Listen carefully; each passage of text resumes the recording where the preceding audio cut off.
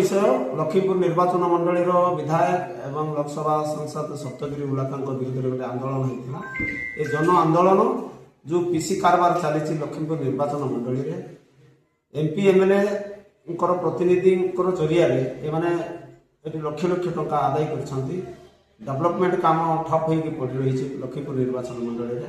से आज जन आंदोलन करा मेमोरांडम दिखाई महामहिम राज्यपाल को गोष्ठी अधिकारी जरिया पक्षे एमएलए को बापा पीसी लांच कारबार रे संपृक्त चाकरी कराइदेवा ना अंचल युवक युवती मान बहुत पैसा हड़प कर बहुत लोक यह प्रमाण आम मान पाखे अच्छी से व्यक्ति को बहिष्कार करने आम 8 गोटी दफा दाबी लेखाही अच्छी